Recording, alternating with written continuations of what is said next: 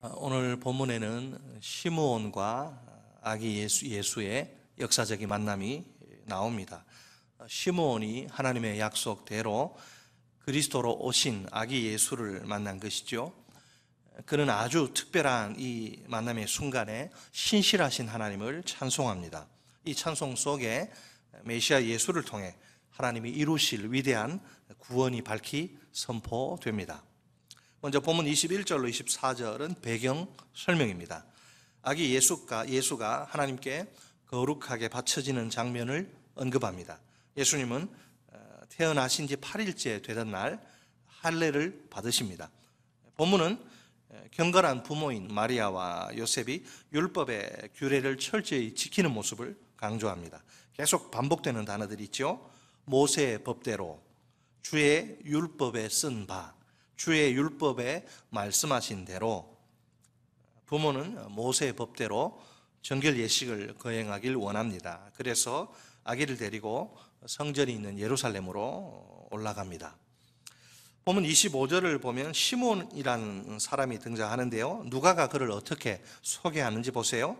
그는 의롭고 경건하여 이스라엘의 위로를 기다리는 자입니다. 그의 소망은 개인적인 자기 자신의 만족을 위한 위로가 아니라 이스라엘 민족의 위로입니다. 이스라엘이 원수들의 압제로부터 해방되는 것, 즉 구원입니다. 따라서 그는 오늘도 변함없이 구원자 메시아 그리스도를 기다리는 중입니다. 또한 시므온은 성령이 그 위에 계시는 자입니다. 이것은 성령의 충만한 임재, 강력한 임재를 뜻하는데요. 구약 성경에 자주 나오는 표현으로서 주로 예언자를 가리킬 때 사용됩니다.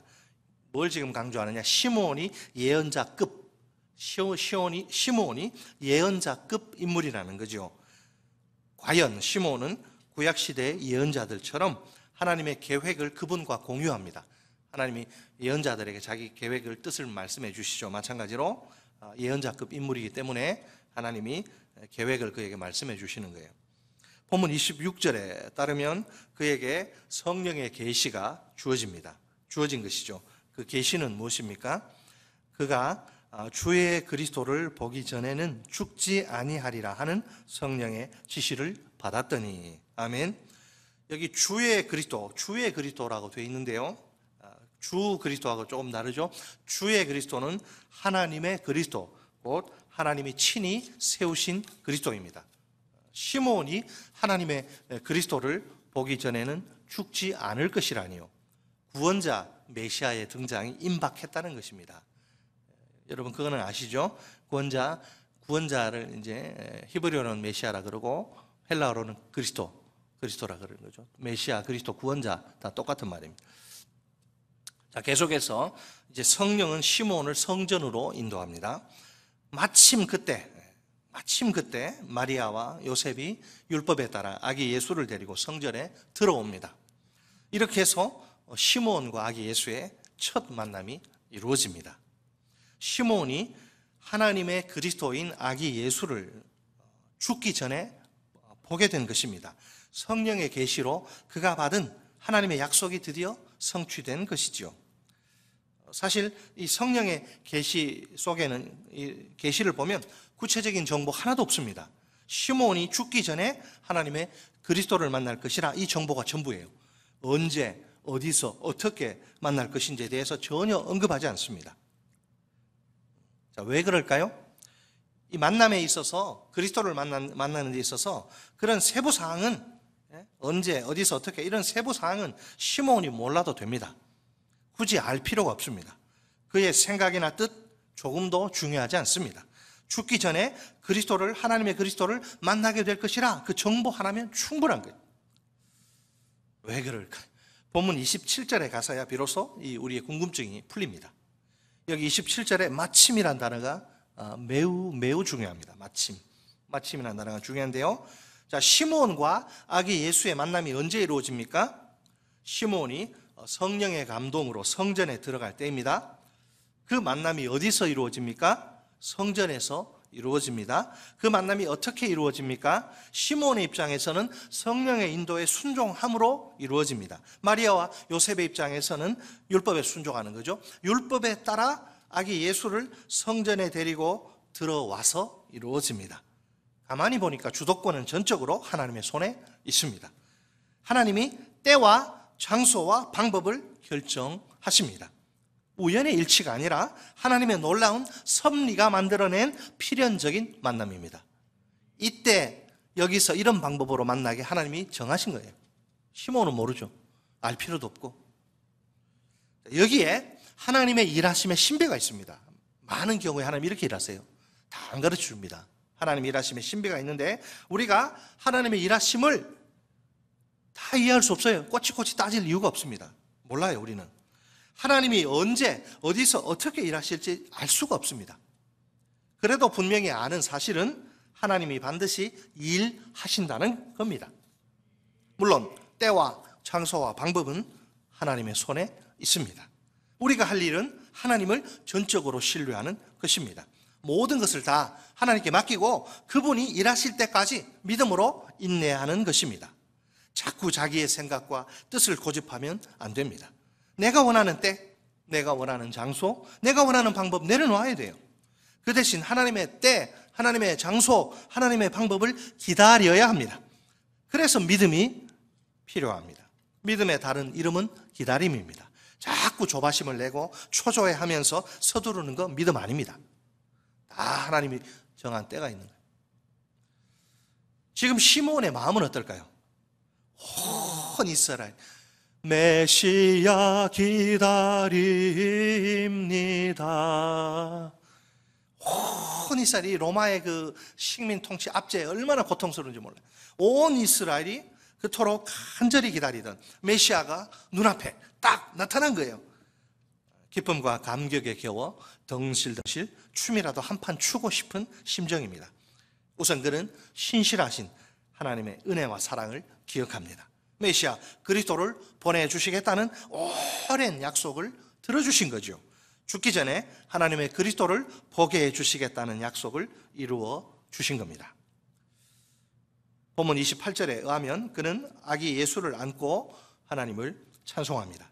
찬송의 주제는 뭐예요? 하나님이 허락하신 구원입니다. 본문 30절로 32절 말씀입니다. 우리 30절로 32절 같이 읽어보겠습니다. 시작. 내 눈이 주의 구원을 보았사오니 이는 만민 앞에 예비하신 것이요 이방을 비추는 빛이요 주의 백성 이스라엘의 영광이니이다 하니. 아멘. 시몬이 그리스도로 오신 아기 예수를 통해 본 것은 하나님의 구원.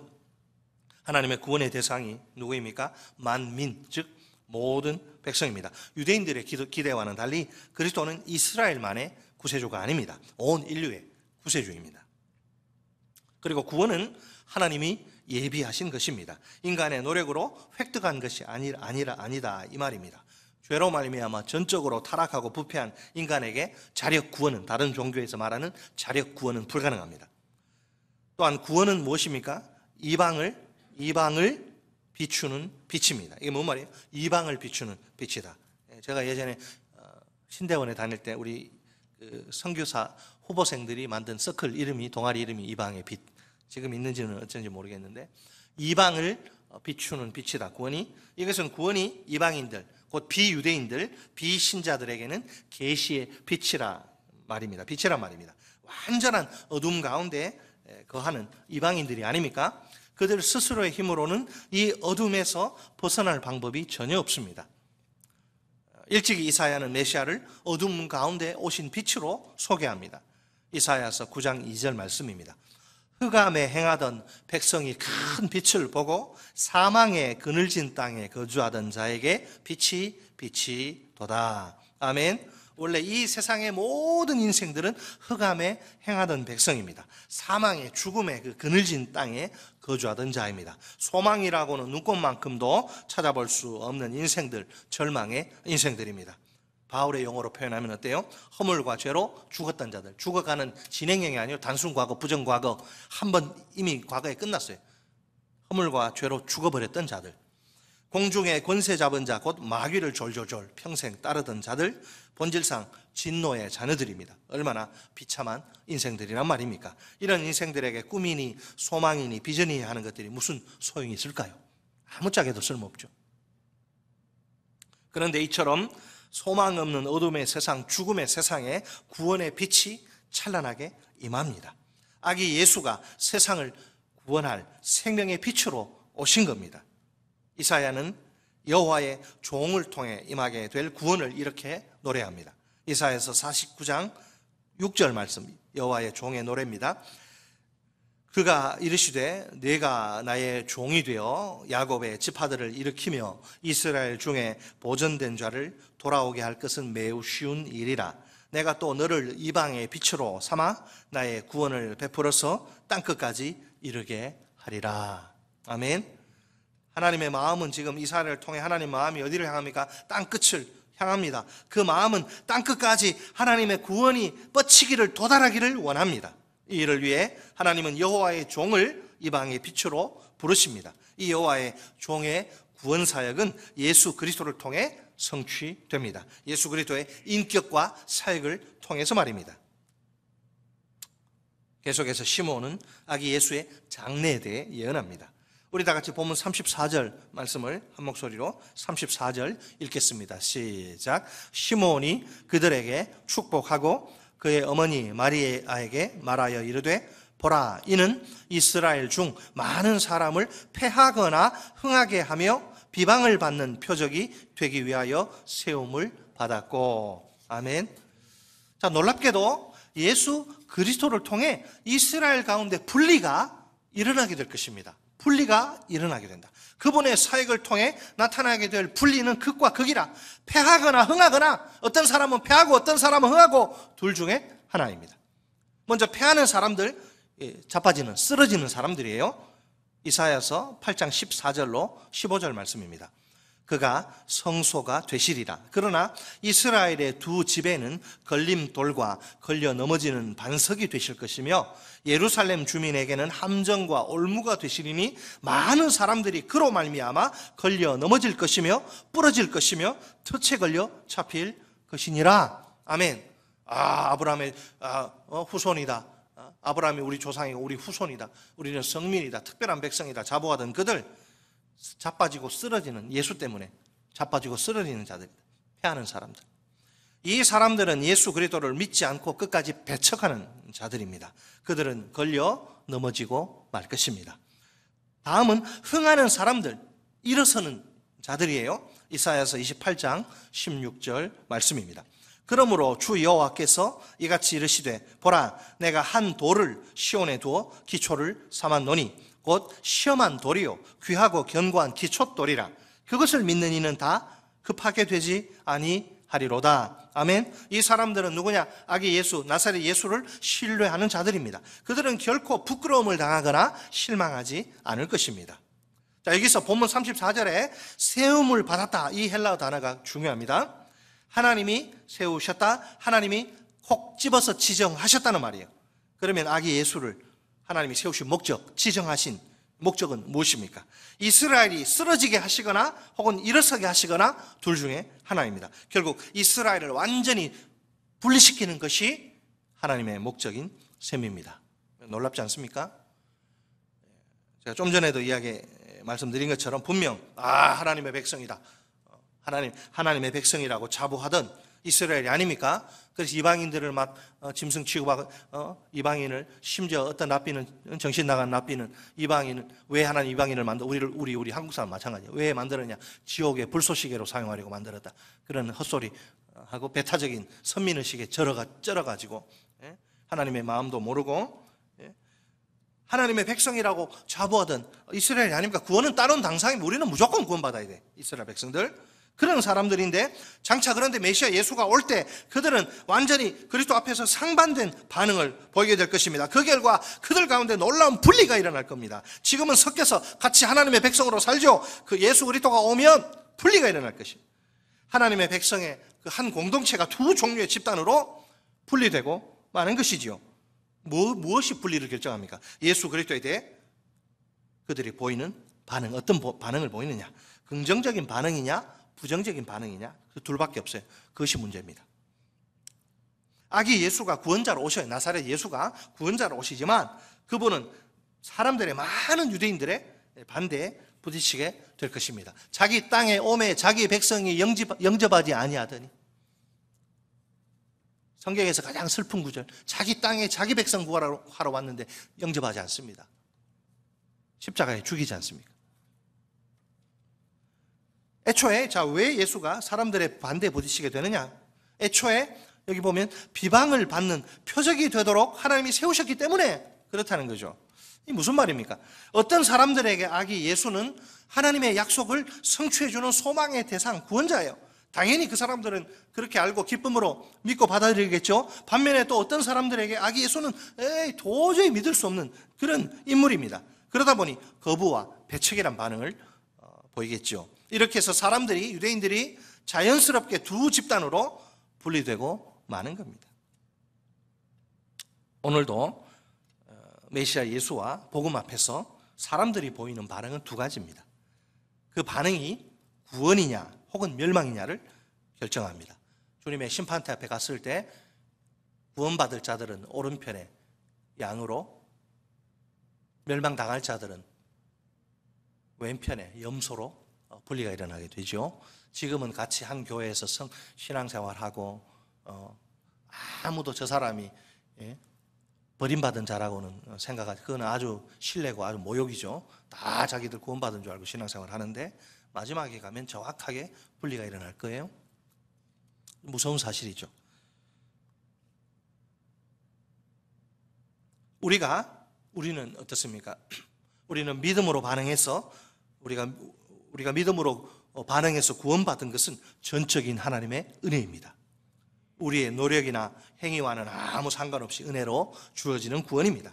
얼마나 감사한 일인지 모릅니다. 그러나 우리가 여기에서 머물러 있으면 곤란합니다. 아직도 여전히 어둠 가운데 빠져있는 영혼들이 우리 주위에 너무나 많습니다. 그들은 지금도 흑암의 권세 아래 꽁꽁 묶여서 붙들려서 신음하고 있습니다. 도저히 우리가 외면할 수 없고 외면해서도 안 되는 심각한 고통과 불행입니다. 오늘 하나님의 눈은 그들을 향합니다. 하나님의 심장이 그들에게 쏟아집니다. 그들은 하나님이 결코 포기하실 수 없는 소중한 영혼들입니다. 그 포기하실 수 없는 사랑으로 그들보다 먼저 우리가 구원받은 게 아닙니까? 하지만 예수 그리스도는 우리의 구원으로만 만족하실 수 없습니다. 오늘도 남아있는 다른 영혼들까지 구원하셔야만 합니다. 모든 잃어버린 영혼들 다 찾으실 때까지 그분께 만족이란 없습니다. 하나님 아버지가 만족을 모르시는데 우리가 만족해서야 되겠습니까? 영혼 구원에 만족이란 없습니다. 이만하면 됐다 말할 수 있는 게 아닙니다. 지금도 배가 고프다고 말해야 합니다. 그것이 하나님의 마음이니까. 우리 속에 잃어버린 영혼들 향한 아버지의 마음이 넘치면 참 좋겠습니다. 그 사랑의 마음으로 주변에 믿지 않는 영혼들을 향해 나아가면 더욱 좋겠습니다. 우리를 통해 주님의 간절한 소원인 영혼 구원의 역사가 불같이 일어나길 간절히 바랍니다.